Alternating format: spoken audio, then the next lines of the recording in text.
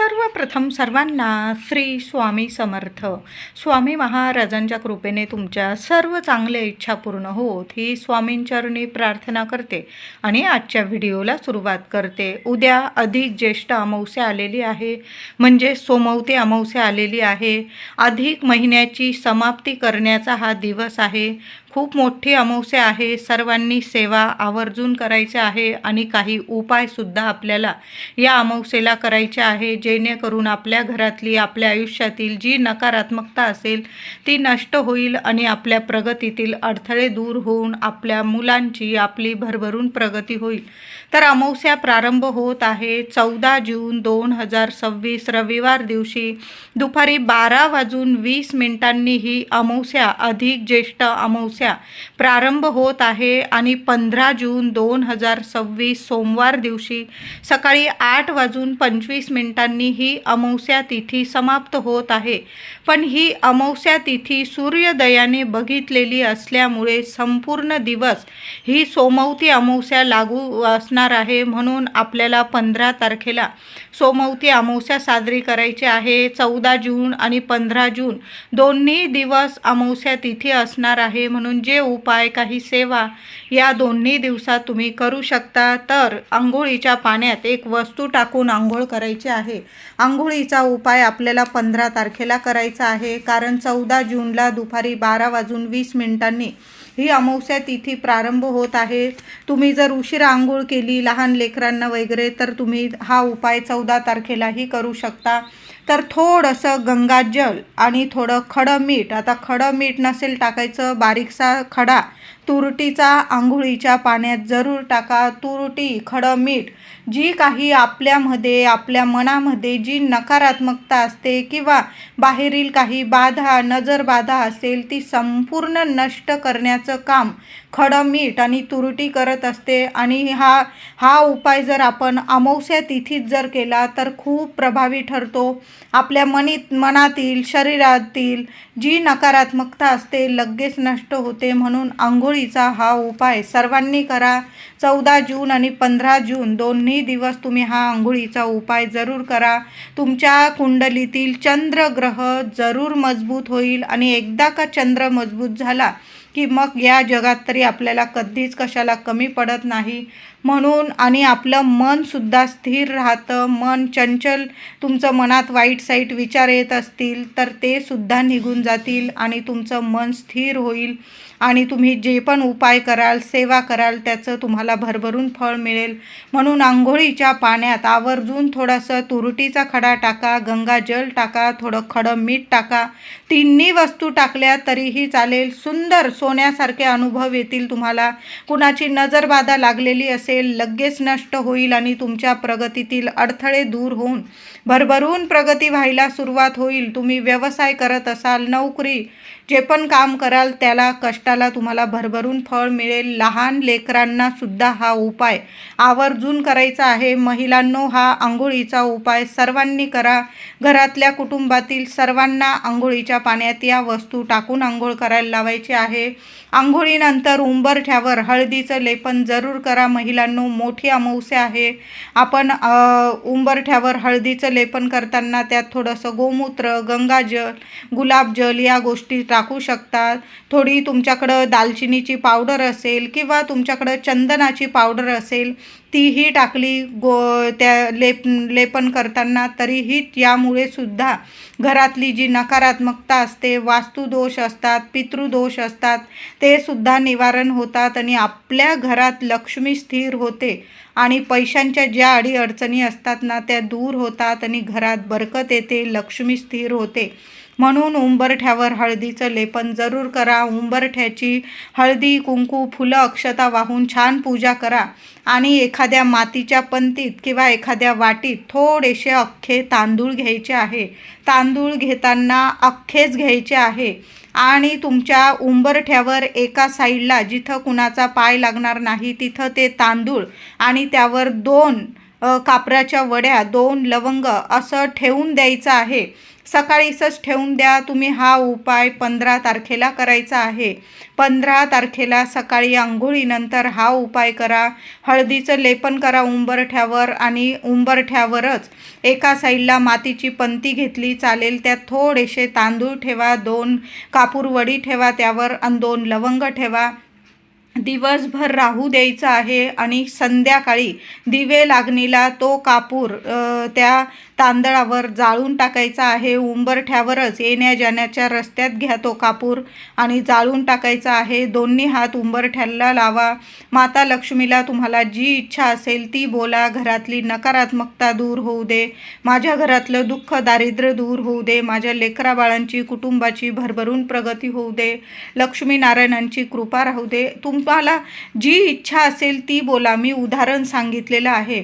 अशा पद्धतीने उंबरठ्यावर सकाळीच एका मातीच्या पंतीत या वस्तू ठेवा आणि संध्याकाळी दिवे लागणीला या वस्तू जाळून टाकायच्या आहे. जास्त कापूर जाळता आला तुम्हाला जाळा. अजून 2-4 लवंग जाळता आल्या उंबरठ्यावर जाळा.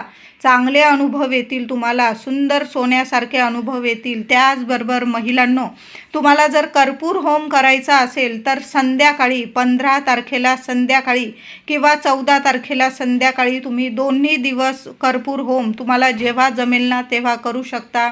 एक नारळ घ्यायचा आहे. चांगला नारळ घ्या आणि तो एखाद्या ताटलीत वगैरे ठेवून घ्यायचा आहे, म्हणजे चटका वगैरे तुम्हाला लागणार नाही. देवघरासमोर आपल्याला प्रथम कर्पूर होम करायचा आहे. 7 कापराचे तुकडे घेऊन घ्यायचे आहे आणि तो कापूर एक एक करून तो नारळावर जाळायचा आहे. प्रथम देवांना तो कर्पूर होम दाखवायचा आहे. नंतर संपूर्ण घरात तो कर्पूर होम फिरवायचा आहे.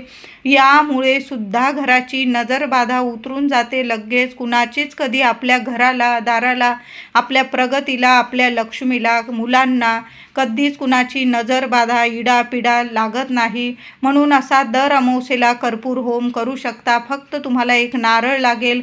एखाद्या ताटलीत वगैरे ठेवून घ्या, म्हणजे तुम्हाला चटका वगैरे लागणार नाही. तुम्ही नेहमी करत असाल, हातात नारळ पकडत असाल तर तुम्ही तसंही करू शकता. प्रथम करत असाल तर एखाद्या भांड्यावर तो नारळ नीट ठेवून द्या, म्हणजे हलणार वगैरे नाही. आणि त्यावर तुम्हाला एक एक कापराचा तुकडा जाळायचा आहे. आता नारळाला लगेच तडा वगैरे गेला तो वाहत्या पाण्यात विसर्जित करू शकता. नाही तडा गेला, चांगला आहे नारळ, नंतर तो तुम्ही पौर्णिमेला पुन्हा अमावस्येला तोच नारळ कर्पूर होम करण्यासाठी वापरू शकता. 14 आणि 15 तारखेला दोन्ही दिवस अमावस्या आलेली आहे. दोन्ही दिवस अधिक महिन्याची सांगता करण्याचे ते दिवस आहे. आपण जी सेवा केलेली आहे त्याचं उद्यापन कसं करायचं, तर तुम्ही दानधर्म करू शकता. महादेवांच्या मंदिरात जाऊन आवर्जून सर्वांनी अभिषेक करायचा आहे.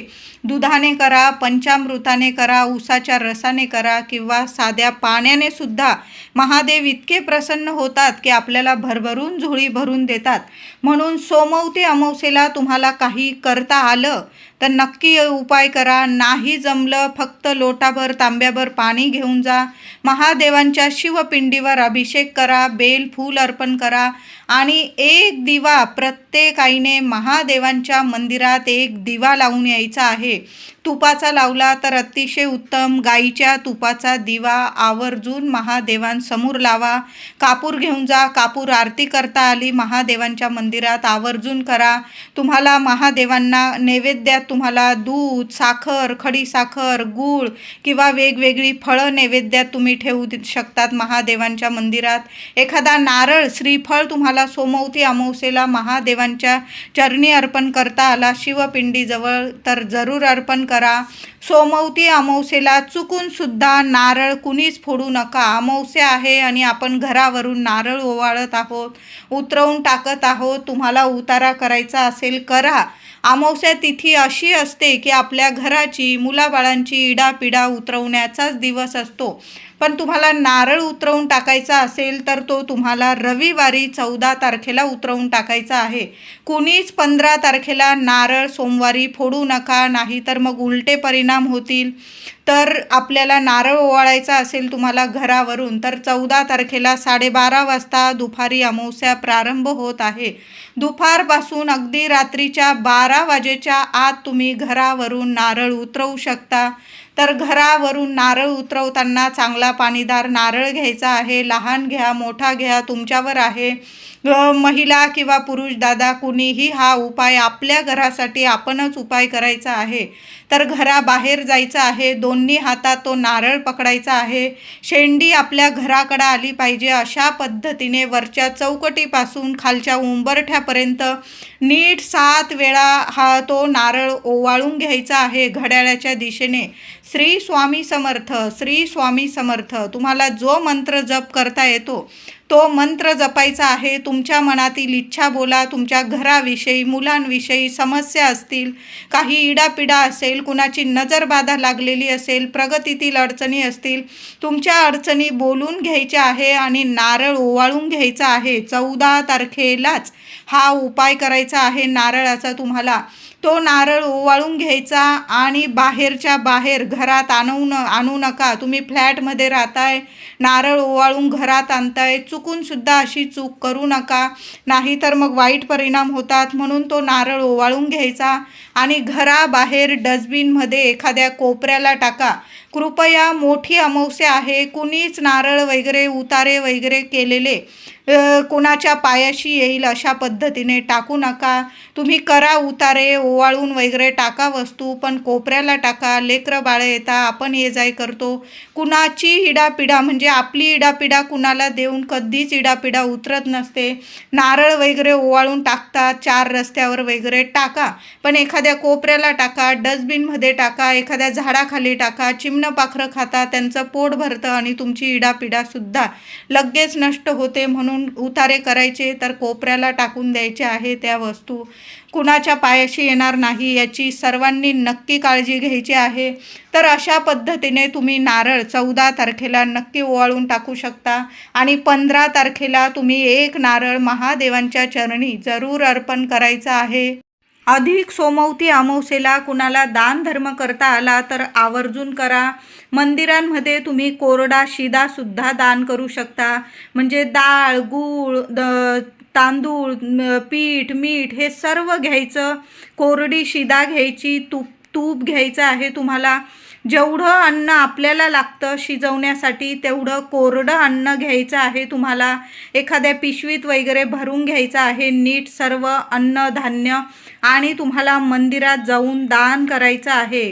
कुठलंही मंदिर असू दे, गणपती बाप्पाचं, देवी आईचं, महादेवांचं, माय माऊलीचं, स्वामींचं, जे पण मंदिर असेल, लक्ष्मीनारायणांचं, तिथं असा कोरडा शिदा आवर्जून दान करा. तिथे ब्राह्मण असेल त्यांनासुद्धा तुम्ही कोरडा शिदा दान करू शकता. एखादा गरीब व्यक्ती असेल त्यालासुद्धा तुम्ही कोरडा शिदा दान करू शकता. या दिवशी सर्वांनी गाईला ताजी चपाती, तूप, गूळ लावून जरूर खाऊ घाला. बघा, गाय मिळेल, शोधा. अधिक महिन्याचं संपूर्ण तुम्हाला पुण्यफळ मिळणार आहे. म्हणून गाईला पुरणाची पोळी खाऊ घालता आली तर सोन्याहून पिवळं एखादी पुरणाची पोळी तुम्ही बनवा किंवा विकत घ्या. पण अधिक महिन्याच्या समाप्तीला, सोमवती अमावस्येला, अधिक अमावस्येला गाईला आवर्जून हा नैवेद्य खाऊ घालायचा आहे. तो म्हणजे पुरणाची पोळी किंवा ताजी चपाती. आणि आता अमावस्या तिथी म्हटलं की पितृदेवांची सेवा ही आलीच. तर काय करायचं आहे महिलांनो, तुम्ही हा उपाय 14 तारखेलाही करू शकता किंवा 15 तारखेलाही करू शकता. दोन्ही दिवस अमावस्या तिथी आहे. तर काय करायचं आहे, थोडासा भात शिजवून घ्यायचा आहे. गोळाभर भात घ्या, त्यावर दही टाका, चांगलं ताजं दही टाका, चिमूटभर साखर टाका आणि घराबाहेर कावळ्याला हा दही भाताचा नैवेद्य घास ठेवायचा आहे.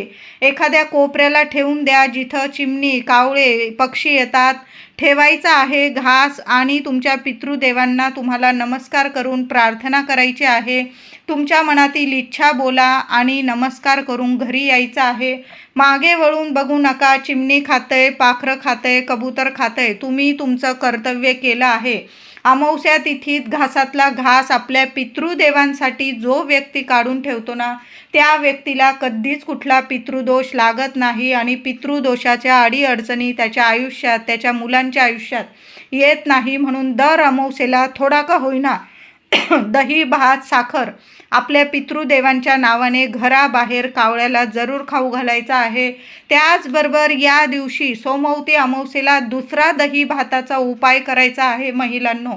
तर काय करायचं, थोडासा दही, भात, साखर एखाद्या वाटीत, पत्रावळीत, कागदावर घ्यायचा आहे आणि तो दही भात आपल्या घराच्या मुख्य सेंटरला म्हणजे मध्यभागी हॉलमध्ये वगैरे, आता लहान लेकरं आहे एखाद्या कोपऱ्याला ठेवू शकता.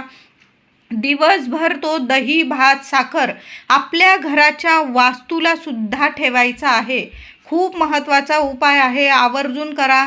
बघा, घरात काही ना काही भांडण, तंटे, कटकटी होत असतील, वास्तुदोष असेल, पितृदोष असेल, काही ना काही अडीअडचणी येत आहे, तुमचे कामं होताना अडीअडचणी येत आहे, कामं व्हायला लागलेली आहे, पण अचानक कामात काही ना काही अडथळे येतात, प्रगतीत खूप अडीअडचणी येत आहे. तर असा दही, भात, साखर सोमवती अमावस्येला आपल्या घराच्या मध्यभागी ठेवा किंवा एखाद्या कोपऱ्याला ठेवा. दिवसभर राहू द्यायचा आहे आणि अगदी संध्याकाळ झाली की तो दही, भात, साखर घेऊन आपल्या घराबाहेर जायचं आहे आणि एखाद्या कोपऱ्याला, जिथं चिमणी पाखरं खाऊन घेतील, एखाद्या कोपऱ्याला टाकून द्या. एखाद्या झाडाखाली ठेवून दिला चालेल, चिमणी पाखरं खाऊन जातील आणि तुमच्या घराची इडा पिडा, दुःख, दारिद्र्य सर्व निवारण होईल. कुणाची नजरबाधा लागलेली असेल संपूर्ण नष्ट होईल आणि जोरदार प्रगती व्हायला सुरुवात होईल. म्हणून हे दही भाताचे दोन्हीच्या दोन्ही उपाय आवर्जून करा महिलांनो. जास्त काही लागणार नाही, फक्त तुम्हाला दही, भात, साखर लागणार आहे. उपाय करून बघा, मुलांचा भाग्योदय होईल आणि प्रत्येक तुमची म्हणजे जी अडीअडचण असेल ती सुद्धा संपून जाईल आणि प्रत्येक कामात तुम्हाला, मुलांना यश मिळायला लागेल.